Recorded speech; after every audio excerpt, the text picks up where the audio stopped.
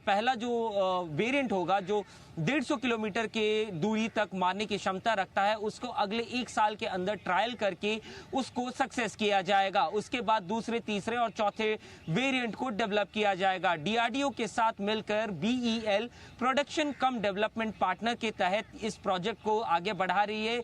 ये कुछ उसी तरीके से होगा जैसे S-400 है, जिसने ऑपरेशन सिंदूर के दौरान पाकिस्तान के कई जहाज, कई इंपॉर्टेंट इंस्टॉलेशंस को और एवैक जहाज को मार गिराया था। और हाल ही में सबसे लंबा टारगेट जो डिस्ट्रॉय किया था, लगभग 300 किलोमीटर दूर पाकिस्तान के एक हवाई जहाज को गिरा के ये टारगेट और ये रिकॉर्ड, वर्ल्ड रिकॉर्ड भी कायम किया था। उसी तर्ज पे दोबारा अब भारत के द्वारा मेक इन इंडिया के तहत प्रोजेक्ट कुशा को बनाया जा रहा है।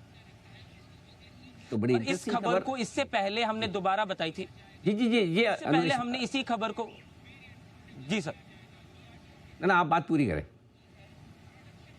सर। इससे पहले हमने प्रोजेक्ट कुशा का लगभग 7 जून को ऑपरेशन सिंदूर के बाद हमने प्रोजेक्ट कुशा के बारे में पहली बार हमारे दर्शकों को भी बताया था, जिसमें S-400 के तर्ज पे प्रोजेक्ट कुशा बनाया जाना था। जी, तो मैं आपको एक बार बता दूं कि एग्जैक्टली क्या है बड़ी खबर। बीईएल, भारत इलेक्ट्रॉनिक्स, ये सेना के लिए एक डिफेंस मिसाइल सिस्टम बनाने जा रही है, जो कि सतह से हवा में मार करने वाली जो मिसाइल्स होती हैं उनके डिफेंस के लिए सिस्टम होगा। इसका नाम रखा है, जो अंग्रेजी में प्रोजेक्ट कुशा कह रहे हैं, वो हिंदी में प्रोजेक्ट कुश, ल और कुश वाला कुश है, ठीक है।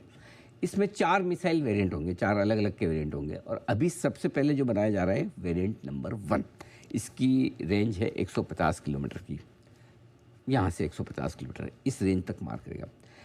पहले प्रोजेक्ट में जो पहला वेरिएंट है, उसमें टोटल 8 स्क्वाड्रन बनाए जाएंगे, 8, और इनको बनाने की कीमत लगभग 40,000 करोड़ की। और ऐसे 4 वेरिएंट बनने वाले हैं। 4 वेरिएंट में अलग अलग कितने स्क्वाड्रन होंगे आप सोच सकते हैं। तो ये तो पहला ही है। अभी सबसे पहले वेरिएंट का ट्रायल जो है वो 1 साल में पूरा किया जाएगा, अगले 1 साल में। तो उसके बाद देखेंगे कि उसका ट्रायल होने के बाद समझ में आएगा कि आगे वो कब तक आप लॉन्च करने लायक हो जाते हैं। तो इसके साथ साथ एक चीज़ और है, ये तो एयर टू डिफेंस वाला है, सरफेस टू एयर वाला है, सतह से ज़मीन से हवा में मार करने वाला। यही नेवल के सिस्टम के लिए भी होगा, मतलब नेवी के लिए भी इसी तरह का डेवलप किया जाएगा। तो ये भारतीय इलेक्ट्रॉनिक्स, डीआरडीओ, ये मिलकर पार्टनरशिप में बनाने की तैयारी में है। ये बड़ी खबर आपके लिए आती दिख रही अनुवेश की तरफ से। अनुवेश, बहुत बहुत शुक्रिया आपका ये बेहतरीन और बड़ी खबर देने के लिए हमारे दर्शकों को। आइए बीएल पर ये पूरा का पूरा एक्शन, और एक बार ज़रा चार्ट्स पर भी बीएल पर राय ली जाए कुणाल जी से। कुणाल जी, वैसे तो आज सुस्त है स्टॉक, क्योंकि आज अब बाकी स्टॉक्स ज़्यादा चुस्त है। बताएं 384 के आसपास क्या है आपका व्यू? देखिए, मेरा व्यू पॉजिटिव है अनिंद। अगर थोड़ा सा long to medium term view रखें तो मेरा व्यू पॉजिटिव है। मुझे लगता है कि स्टॉक में जरूर कुछ दिनों से हम सुस्ती देख रहे हैं, लेकिन फिर इतनी बड़ी तेजी के बाद कुछ सुस्ती का आ जाना स्वाभाविक है। तो यहाँ मुझे लगता है, मैंने एक लाइन डाली हुई है चार्ट पर पहले से, जो 390 रुपए के आसपास है। तो 389 390 का जो लेवल है, इसको जब ये स्टॉक पार कर लेगा, इसमें फ्रेश मोमेंटम, नया मोमेंटम देखने को मिलेगा।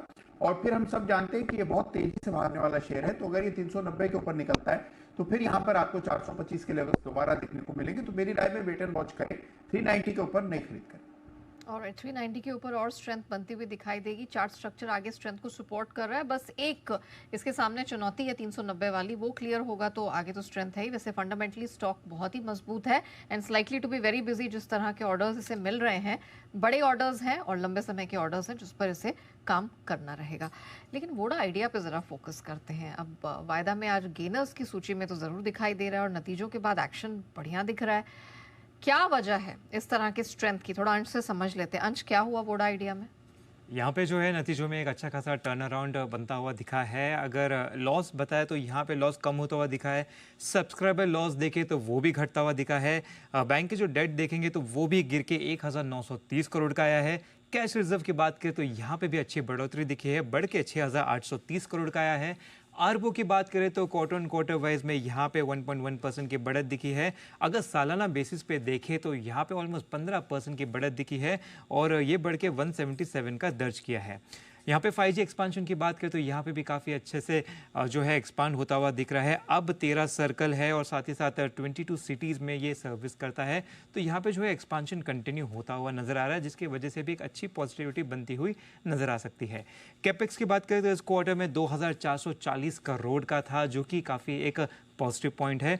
इसके साथ साथ अगर हम ब्रोकरेज व्यू भी देखें तो यहाँ पे जो है यूबीएस की अच्छी खासी रिपोर्ट थी, जहाँ पे इनने टारगेट दिया है 8.5 रुपये का। एट प्रेजेंट स्टॉक चल रहा है 6.5 रुपये का, तो यहाँ से जो है और 30% का अपसाइड एक्सपेक्ट कर रहे हैं यूबीएस। ये 8.5 रुपये का लक्ष्य, क्या बात।